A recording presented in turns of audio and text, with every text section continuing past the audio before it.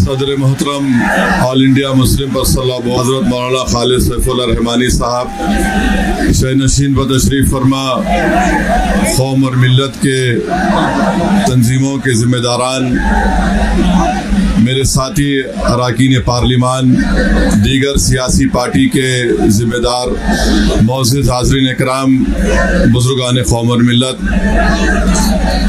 मैं सिर्फ आपके सामने ये अर्ज़ करना चाह रहा हूँ कि नरेंद्र मोदी की हुकूमत वक्फ बिल को लाकर कानून बनाने की जो कोशिशें कर रही है, उनका मकसद एक ही है कि इस मुल्क में अमन को खराब किया जाए।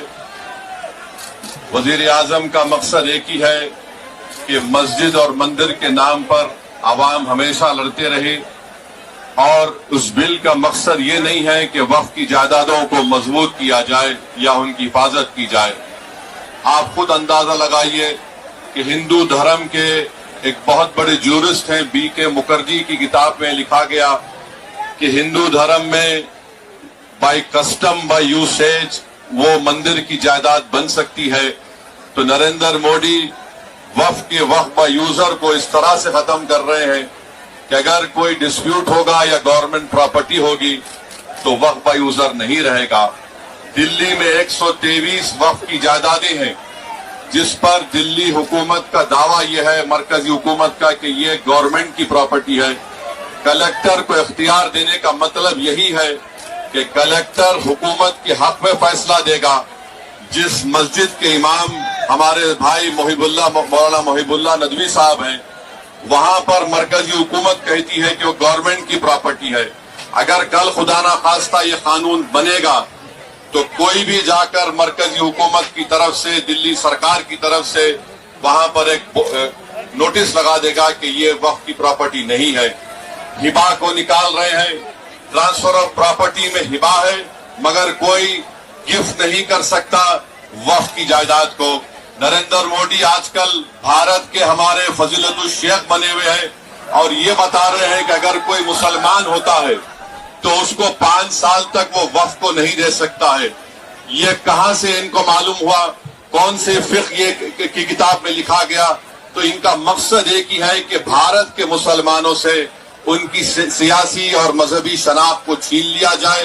मैं आपको बता रहा हूं कि इस बिल का मकसद मुसलमानों से मस्जिदों को छीनना, दरगाहों को छीनना, कब्रिस्तानों को छीनना, इवैक्यू प्रॉपर्टीज को छीन लेना, ये मकसद नरेंद्र मोदी की हुकूमत का है।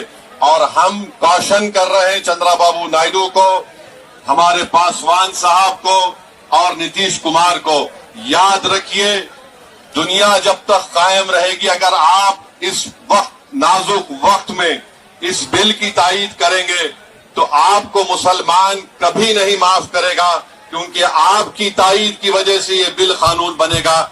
इसलिए हम उनसे भी कह रहे हैं कि आप इस गैर अनकॉन्स्टिट्यूशनल बिल की तायीद मत करिए।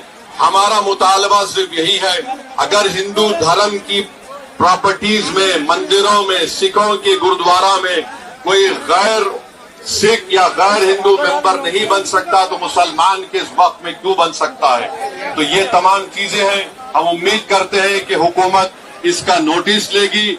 अगर नरेंद्र मोदी इस मुल्क के अमन को खराब करना चाहते हैं, वो मस्जिदों और मंदिरों के झगड़ों में इजाफा करना चाहते हैं, तो ये उनकी हुकूमत की जिम्मेदारी होगी।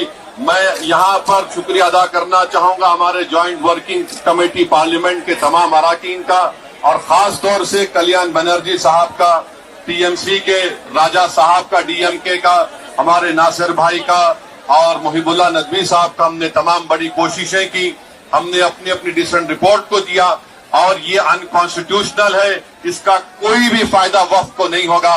सिर्फ वक्फ बोर्ड को बर्बाद करने के लिए, वक्फ जायदादों को लूटने के लिए हुकूमत ये एंटी कॉन्स्टिट्यूशनल और एंटी मुस्लिम काम करने।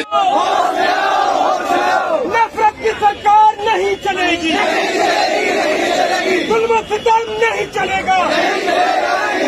काला कानून वापस लो, काला कानून वापस लो।